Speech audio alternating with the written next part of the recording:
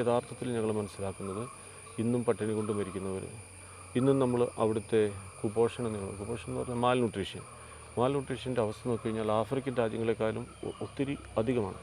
ഇന്ന് 1000 കുഞ്ഞുങ്ങൾ ഇവിടെ ജനിക്കുമ്പോൾ അതിൽ 40 മുതൽ 41 വരെ കുഞ്ഞുങ്ങളാണ് ഒരു ജനിച്ച ദിവസം മുതൽ ഈ 31 ദിവസത്തിനുള്ളിൽ മരണപ്പെടുക. അത്രയും ദയനീയമായ ഒരു സ്ഥിതിയാണ്. ഇതിലെല്ലാം മാറ്റങ്ങൾ വരുത്തി അവരെ ഒന്ന് ആരോഗ്യത്തിലൂടെ ജനിച്ചു വരുന്ന കുഞ്ഞുങ്ങളെ പരിരക്ഷിക്കുക. രണ്ടാമതായി അവരുടെ വിദ്യാഭ്യാസത്തിലൂടെ അവരെ അറിവിലേക്ക് നയിക്കുക. വാസ്തവത്തിൽ ഇങ്ങനെയുള്ള ചാരിറ്റി പ്രവർത്തനങ്ങൾ നയിച്ചപ്പോൾ നമ്മൾ എടുത്ത മറ്റൊരു സ്ട്രാറ്റജിയാണ് നമ്മൾ പറയും, അതായത് അവരെ അവെയർ ചെയ്യുക. ഗവൺമെൻറ് ഒത്തിരിയേറെ സ്കീമുകളുണ്ട്, ഗവൺമെൻറ് തന്നെ ഡിക്ലെയർ ചെയ്യുന്നുണ്ട്. അപ്പോൾ ആ സ്കീമുകളെ പറ്റി അവരെ അവെയർ ചെയ്ത് ബോധവൽക്കരിക്കുക.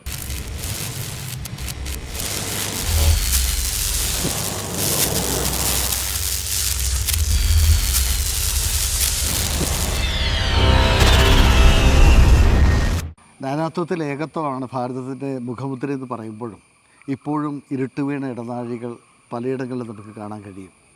അത്തരം വെളിച്ചമെത്താത്ത, സാമൂഹികമായി സാംസ്കാരികമായും പുരോഗതിയില്ലാത്ത ഒരു പറ്റം മനുഷ്യർക്കിടയിലേക്ക് കടന്നു ചെന്ന് സേവന പ്രവർത്തനങ്ങൾ നടത്തുന്ന ഷിൻഡോ അച്ഛനാണ് ഇന്ന് സാംസ്കാരികത്തിൽ പങ്കെടുക്കുന്നത്. അച്ഛാ നമസ്കാരം. നമസ്കാരം സാറേ. നമസ്കാരം. അങ്ങ് ജനിച്ചു വളർന്നതല്ല എവിടെയായിരുന്നു? ഞാൻ പനംകുട്ടി എന്ന് പറയുന്ന ഒരു കൊച്ചു ഗ്രാമത്തിൽ, ഇടുക്കി ജില്ലയിലെ ഈ കൊച്ചു ഗ്രാമത്തിലാണ് ജനിച്ചു വളർന്നത്. ആകണം എന്നൊരാഗ്രഹം ബാല്യകൗമാര കാലഘട്ടത്തിലുണ്ടായിരുന്നു. ഞാൻ ഇവിടെ പ്രൈമറി സ്കൂളിൽ, LP സ്കൂളിലെല്ലാം പനംകുട്ടിയിലാണ് പഠിക്കുന്നത്. ആ സമയം മുതൽ ഞാൻ ഒരു അൾത്താരപാലനായിട്ടും 12:30 പള്ളിയിൽ മണിയടിക്കാനായിട്ടും ക്ലാസ്സിൽ നിന്ന് പോലും വരുമായിരുന്നു. എല്ലാ ദിവസവും കുർബാനയിൽ പങ്കെടുക്കുവാൻ ശ്രദ്ധിക്കുമായിരുന്നു. അങ്ങനെ 3 വർഷം ഞാൻ ഇവിടുത്തെ കപ്പ്യാരായിട്ട് സേവനമനുഷ്ഠിച്ചിട്ടുണ്ട്. അതിനുശേഷം കിട്ടിയ പ്രചോദനമാണ് എനിക്ക് ഒരു മിഷനറി ആവണം, മിഷൻ പ്രദേശങ്ങളിൽ പോയി പാവപ്പെട്ട മനുഷ്യർക്ക് വേണ്ടി സാമൂഹിക പ്രവർത്തനങ്ങൾ ചെയ്ത് അവരോടൊപ്പം ജീവിക്കണമെന്നുള്ള ഒരു വലിയ ആഗ്രഹം. എന്താണ് പുരോഹിതനായത്? ഞാൻ 2006 ഡിസംബർ 27 എൻ്റെ തിരുപ്പട്ടം. അപ്പോൾ അതിനുശേഷം നേരെ അങ്ങ് പോവുകയായിരുന്നു? അതെ, ഞാൻ എൻ്റെ മൈനർ സെമിനാരി കാലം മധ്യപ്രദേശിലെ സത്തനരൂപതയിൽ തന്നെയായിരുന്നു. ഫിലോസഫി ഞാൻ പഞ്ചാബിൽ ജലന്ധർ സെമിനാരിയിൽ ട്രിനിറ്റി കോളേജിലാണ് പഠിച്ചത്. അതിനുശേഷം 1 വർഷത്തെ റീജൻസി, അതിനുശേഷം സത്തനാരൂപതയുടെ തന്നെ സെൻറ്റ് എഫ്രൈംസ് തിയോളജിക്കൽ കോളേജിൽ ദൈവശാസ്ത്ര പഠനം പൂർത്തിയാക്കി 2006 അഭിവന്ദ്യ മാത്യു വാണിയക്കഴിക്കൽ പിതാവിൻ്റെ കൈവപ്പൊഴി തിരുപ്പട്ടം പനംകുട്ടി എൻ്റെ സ്വന്തം ഇടകയിൽ വെച്ച് സ്വീകരിച്ച് അങ്ങനെ ഞാൻ ഉടനെ തന്നെ മധ്യപ്രദേശിലെ സത്തനാരൂപതയിലേക്ക് പോവുകയായിരുന്നു. ഇപ്പം അങ്ങ് ഒരുപാട് പ്രവർത്തനങ്ങൾ ഏകോപിപ്പിച്ച് കൊണ്ടുപോകുന്നുണ്ട്. KCBC ആയിട്ട് ബന്ധപ്പെട്ടിട്ട് ഏതെല്ലാം പ്രദേശങ്ങളുടെ ഒരു ഏകോപനമാണ് ഇപ്പം അങ്ങയുടെ ഉത്തരവാദിത്വം? അതായത് എൻ്റെ പൗരോഹിത്യ ജീവിതത്തിൽ കൂടുതൽ സമയവും ഞാൻ സാമൂഹ്യ പ്രവർത്തനങ്ങളിലായിരുന്നു. ഞാൻ രൂപതയുടെ സോഷ്യൽ വർക്ക് ഡിപ്പാർട്ട്മെൻറ്റ് ഡയറക്ടറായി 6 വർഷത്തോളം ജോലി ചെയ്തു. അതിനുശേഷം ഞാൻ 2022 ജൂലൈ 1 മുതൽ മധ്യപ്രദേശിലെ ബിഷപ്സ് കൗൺസിലിൻ്റെ കീഴിൽ MBCB എന്ന് പറയും, Catholic bishops council of Madhya Pradesh, അതിൻ്റെ കീഴിൽ ഞാനിപ്പോൾ ഒരു 4 കമ്മീഷനുകളുടെ റീജിയണൽ ഡയറക്ടറായിട്ട് സേവനമനുഷ്ഠിക്കുകയാണ്.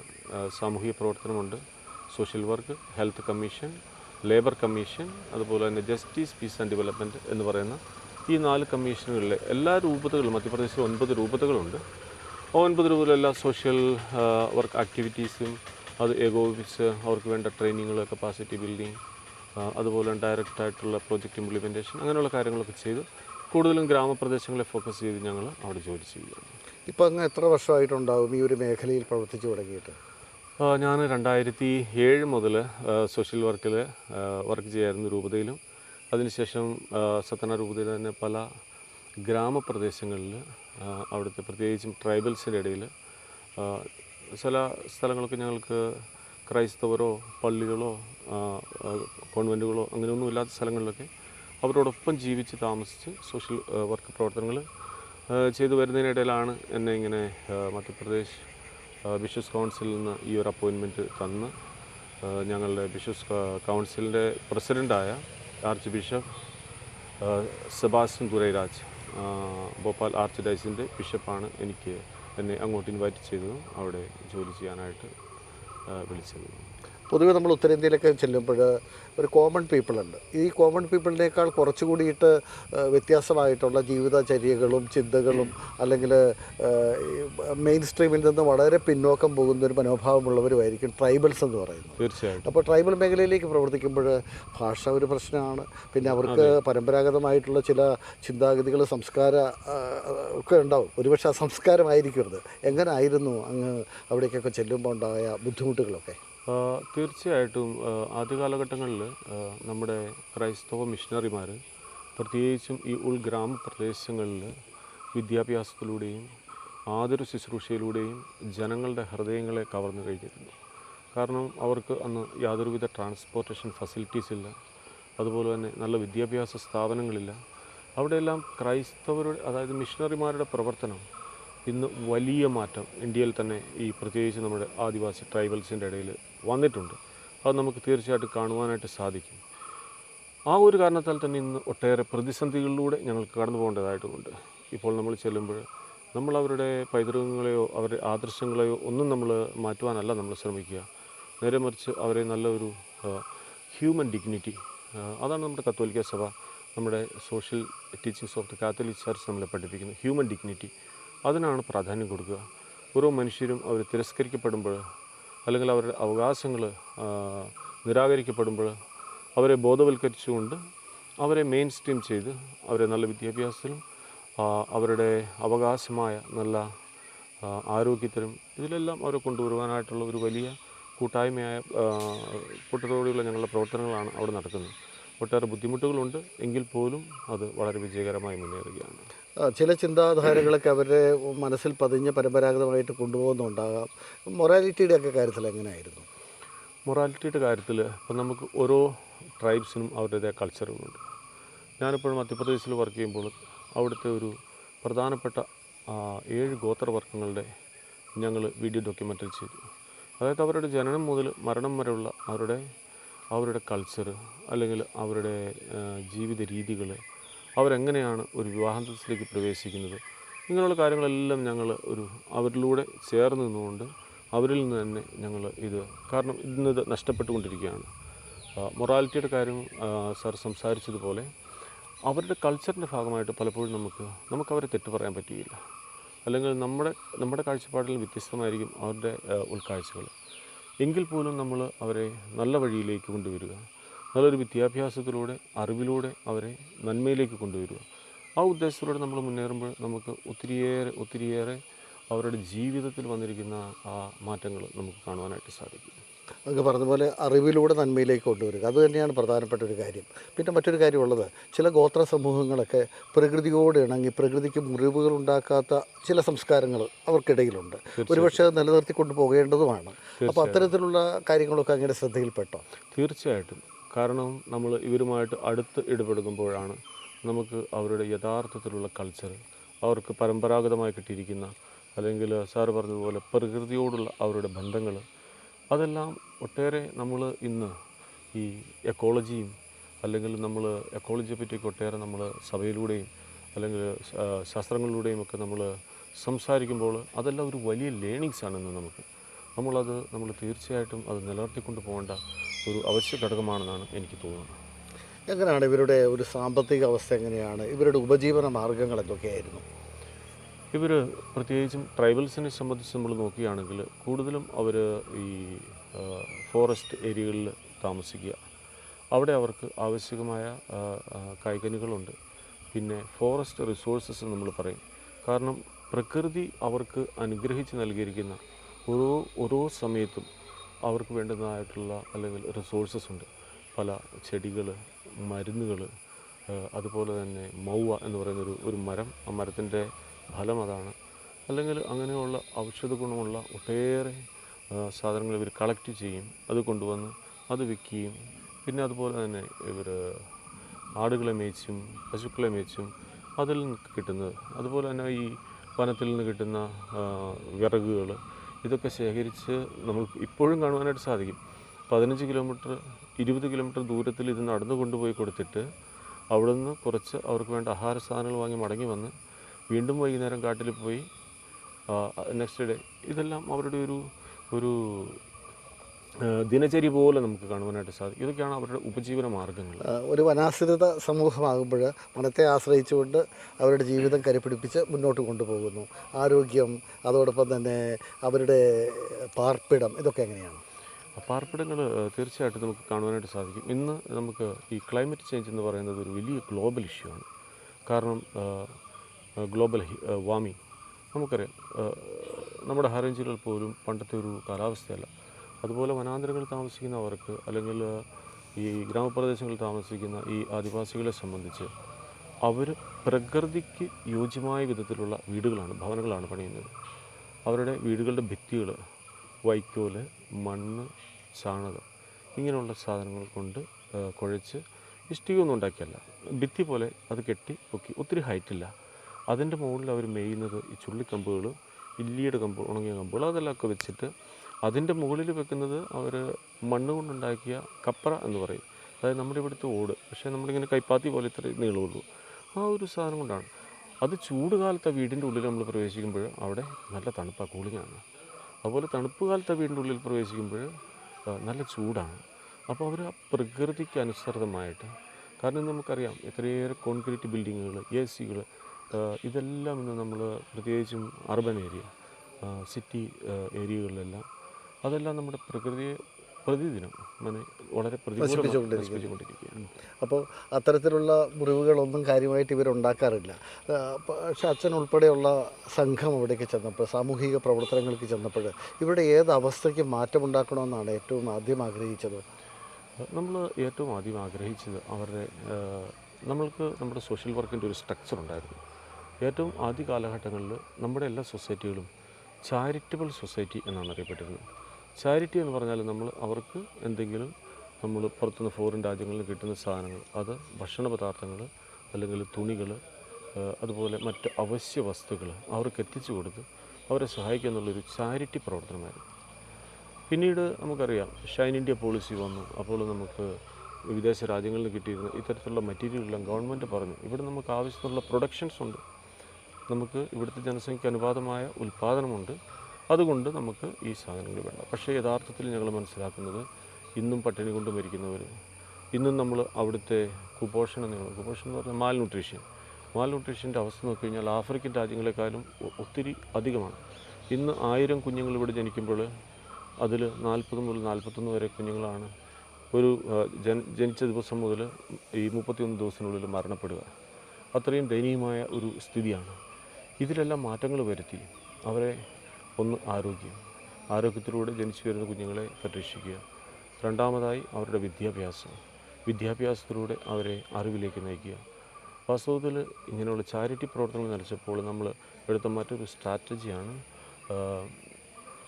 നമ്മൾ പറയും, അതായത് അവരെ അവെയർ ചെയ്യുക. ഗവൺമെൻറ് ഒത്തിരിയേറെ സ്കീമുകളുണ്ട്, ഗവൺമെൻറ് തന്നെ ഡിക്ലെയർ ചെയ്യുന്നുണ്ട്. അപ്പോൾ ആ സ്കീമുകളെ പറ്റി അവരെ അവെയർ ചെയ്ത് ബോധവൽക്കരിക്കുക. പിന്നീട് ഞങ്ങൾ വീണ്ടും ഒരു സ്റ്റെപ്പ് കൂടി മുന്നോട്ട് നീങ്ങി ഞങ്ങൾ നോക്കിയത്, കാരണം നമ്മൾ അവയർനെസ് കൊടുത്തുകൊണ്ട് മാത്രമായില്ല, എത്രത്തോളം അവർക്ക് റിസൾട്ട് അതിൽ നിന്ന് കിട്ടിയിട്ടുണ്ട്. അപ്പോൾ നമ്മളുടെ ആ approach result based management, RBM, result based management എന്നുള്ളൊരു കൺസെപ്റ്റിലൂടെ നമ്മൾ അത് എൻഷ്യൂർ ചെയ്യാൻ തുടങ്ങി. ഗവൺമെൻറ് സ്കീമുകൾ അവർക്ക് കിട്ടുന്നു, അല്ലെങ്കിൽ അവർക്ക് PDS നിന്നുള്ള അവരുടെ അവകാശങ്ങൾ, അവരുടെ അധികാരങ്ങളെല്ലാം അവർക്ക് ലഭിക്കുന്നു എന്നുള്ളത്. എന്നാൽ ഒത്തിരിയേറെ മാറ്റങ്ങൾ കാണുവാനായിട്ട് സാധിച്ചു. അവരുടെ വിദ്യാഭ്യാസത്തിലും കൃഷി മേഖലയിലും അവരുടെ വരുമാനത്തിലും ഇതിലെല്ലാം മാറ്റങ്ങൾ വന്നപ്പോൾ നമ്മുടെ ലേറ്റസ്റ്റ് ആയിട്ടുള്ള നമ്മൾ കൊണ്ടുവന്നിരിക്കുന്നത് കൺസെപ്റ്റ് എന്ന് പറയുന്നത് പീപ്പിൾ ലെഡ് ഡെവലപ്മെൻറ്റ് പ്രോസസ്സ്. ആളുകളെ തന്നെ ബോധവൽക്കരിച്ച് അവിടെ അതൊരു പ്രക്രിയയിലൂടെ, ഒരു പ്രോസസ്സിലൂടെ അവർ ഉന്നതിയിലേക്ക് വരിക എന്നുള്ളതാണ്. അതായത് ഇപ്പോൾ നമ്മൾ ഒരാളെ ബോധവൽക്കരിച്ചു, അവർക്കതിൽ നിന്ന് ഒരു ബെനഫിറ്റ് കിട്ടി ഒരു കമ്മ്യൂണിറ്റിയിൽ, ആ ആളെ നമ്മൾ റിസോഴ്സ് പേഴ്സണാക്കി അവരെ ബോധവൽക്കരിച്ച് അവരെയും അതിലേക്ക് കൊണ്ടുവരും, മുഖ്യധാരയിലേക്ക് അവരെ കൂട്ടിച്ചേർക്കുന്നു. അതാണ് ഇപ്പോഴത്തെ ഞങ്ങളുടെ ഒരു സ്ട്രാറ്റജി. ഈ ദേശീയ ഗ്രാമീണ ഉപജീവന മിഷൻ, അതോടൊപ്പം തന്നെ പ്രധാനമന്ത്രി ആവാസ് യോജന, ജലജീവൻ മിഷൻ, ഇങ്ങനെയുള്ള എന്തെങ്കിലും പദ്ധതികൾ അവർക്ക് പ്രയോജനപ്രദമായിട്ട് ഉണ്ടാവാറുണ്ട്? തീർച്ചയായിട്ടും ഉണ്ടാവാറുണ്ട്. ഞാൻ റീസെൻ്റ്ലി ഒരു ട്രൈബിൻ്റെ വീഡിയോ ഡോക്യുമെൻ്ററിക്കായിട്ട് ഒരു ഒത്തിരിയേറെ ഉൾഗ്രാമപ്രദേശത്ത് പാതാൾകോട്ട് എന്ന് പറയും, മധ്യപ്രദേശിലെ ഒരു സ്ഥലം. അത് പാതാളം പോലെ നമ്മൾ ഒരു 8 കിലോമീറ്റർ 10 കിലോമീറ്റർ നടന്ന് താഴെ ഇറങ്ങി ചെല്ലണം. ആ ഗ്രാമപ്രദേശത്ത് അവർക്ക് ഞാൻ ആദ്യം പറഞ്ഞതുപോലെ ഉണ്ടായിരുന്ന വീടുകളാണ്, പ്രകൃതിയോട് അനുകൂലമായിട്ടുള്ള വീടുകളായിരുന്നു. ഇന്ന് ഗവൺമെൻറ്റിൻ്റെ ആവാസ് യോജനയിലൂടെ അവർക്ക് ഗവൺമെൻറ് ബിൽഡിംഗ് നടക്കുന്നു. ആ ബിൽഡിങ്ങിൽ ആ ഒരു പദ്ധതിയിലൂടെ അവർ ചൂഷണം ചെയ്യപ്പെടുകയും പ്രകൃതിയുടെ സന്തുലിതാവസ്ഥ അവിടെ നഷ്ടപ്പെടുകയും അവരുടെ ജീവിതത്തെ ഗണ്യമായിട്ട് അത് ബാധിക്കുകയും ചെയ്യുന്നുണ്ടെന്നുള്ളതാണ് ഞാൻ മനസ്സിലാക്കുന്നത്. പലപ്പോഴും ചില പദ്ധതികൾ ചില പ്രദേശങ്ങളിൽ അല്ലെങ്കിൽ ചില ഗ്രൂപ്പുകൾക്ക്, ചില ട്രൈബ്സിനൊക്കെ കൊടുക്കുമ്പോൾ അവരുടെ പരമ്പരാഗതമായ രീതി തകർത്ത് കളഞ്ഞുകൊണ്ട് ഇത്തരത്തിലുള്ള കാര്യങ്ങൾ അവരിലേക്ക് എത്തിക്കുമ്പോൾ അവർ ആധുനികവൽക്കരിക്കപ്പെടുകയല്ല ചെയ്യുന്നത്, അല്ലേ? അല്ല, തീർച്ചയായിട്ടും. കാരണം അവർ സാമൂഹികമായും സാംസ്കാരികമായും തികച്ചും ഒറ്റപ്പെട്ടു പോകുന്ന ഒരു സങ്കടകരമായൊരു അവസ്ഥയാണ് അപ്പോൾ നമുക്കത് കാണാൻ കഴിയുന്നത്. അങ്ങനെ പല മേഖലകളിലും നമുക്കത് ഇത്തരത്തിലുള്ള മാറ്റങ്ങൾ കാണാൻ കഴിയും. ഏതെങ്കിലും ഒരു പ്രത്യേക പ്രദേശം കേന്ദ്രീകരിച്ച് നമ്മൾ പ്രവർത്തനം ആരംഭിച്ചാൽ ഇത്ര ടൈം കൊണ്ട് അവിടുത്തെ പ്രവർത്തനം അവസാനിപ്പിക്കുന്ന ഒരു രീതിയാണ് ഇപ്പോൾ ഉള്ളത്. അതായത് നമ്മൾ ഏതൊരു പ്രോജക്റ്റ് ചെയ്യുമ്പോഴും നമുക്കൊരു ടൈം ഡ്യൂറേഷൻ ഉണ്ട്. ആ പ്രോജക്റ്റിൽ നമുക്കൊരു ഗോളുണ്ട്. ആ ഗോളെന്ന് പറയുന്നത് ഇത്ര സമയത്തിനുള്ളിൽ, ഇത്ര വർഷത്തിനുള്ളിൽ നമ്മൾ അവിടുത്തെ ഇഷ്യൂസ് ഐഡൻറ്റിഫൈ ചെയ്ത് ആളുകളിലൂടെ അവരുടെ ഇഷ്യൂസ് എന്താണെന്ന് മനസ്സിലാക്കിക്കൊണ്ട് അവരെ ഇൻവോൾവ് ചെയ്തുകൊണ്ട് പല ടൂൾസുകളും, PRA tools, participatory rural applies, അങ്ങനെയുള്ള സാങ്കേതികമായ ഇത് എല്ലാം നമ്മൾ അവലംബിച്ചുകൊണ്ട് അവരെ ഒരുമിച്ച് കൂട്ടി അവരുടെ ഇഷ്യൂസ് നമ്മൾ മനസ്സിലാക്കിയിട്ട് ഈ ഒരു ടൈം പീരീഡിനുള്ളിൽ നമുക്ക് ഇന്ന ഇന്ന അച്ചീവ്മെൻറ്റുകൾ, ഇന്ന പരിവർത്തനങ്ങൾ, ചേഞ്ചസ് നമുക്ക് നമ്മുടെ സമൂഹത്തിൽ വരുത്തണം. അതിൽ ആളുകൾ ഒട്ടേറെ തൽപരരാണ്. കാരണം നമ്മൾ അവരുടെ ആവശ്യങ്ങൾ അറിഞ്ഞ് അവരുടെ ഇനിഷ്യേറ്റീവാണ്. അതാണ് ഞാൻ ആദ്യം പറഞ്ഞൊരു പോയിൻ്റ് തന്നെ, പീപ്പിൾ ലെഡ് ഡെവലപ്മെൻറ്റ് പ്രോസസ്സ്. നമ്മൾ ഇൻസിസ്റ്റ് ചെയ്യുന്ന ഒരു പ്രോഗ്രാമല്ല, നേരെ മറിച്ച് ആളുകളുടെ എന്താണോ നീഡ് അത് മനസ്സിലാക്കി അവരെ ഇൻവോൾവ് ചെയ്തുകൊണ്ട് നമ്മൾ ചെയ്യുന്ന പ്രോഗ്രാമുകളാണ്. അതിൽ ഒത്തിരിയേറെ സക്സസ് സ്റ്റോറീസ് നമുക്കിന്നുണ്ട്. മധ്യപ്രദേശ്, ഞങ്ങളുടെ ഓർഗനൈസേഷൻ്റെ പേര് മധ്യപ്രദേശ് സമാജ് സേവാ സംസ്ഥ എന്നാണ്. അതിൻ്റെ വെബ്സൈറ്റിൽ നമ്മൾ നോക്കിയാൽ ഒട്ടേറെ നമുക്ക് ഈ വീഡിയോ ഡോക്യുമെൻ്ററികളുണ്ട്, നമ്മുടെ സക്സസ് സ്റ്റോറീസ് ഉണ്ട്. കാരണം ഞങ്ങൾ ഒരു മേഖലയിലല്ല വർക്ക് ചെയ്യുന്നത്. ഞങ്ങൾ agriculture, education, health, women empowerment, child rights and child protection, അങ്ങനെ ഇത്യാദി മേഖലകളിൽ ഞങ്ങൾ എല്ലാ മേഖലകളും ടച്ച് ചെയ്താണ് വർക്ക് ചെയ്യുക. കാരണം ഒരു ഗ്രാമത്തിൻ്റെ വികസനം എന്ന് പറയുന്നത് ഒരു മേഖല മാത്രമല്ല, അതൊരു ഗ്രാമത്തിൻ്റേതായ സമഗ്ര വികസനമായിരിക്കും.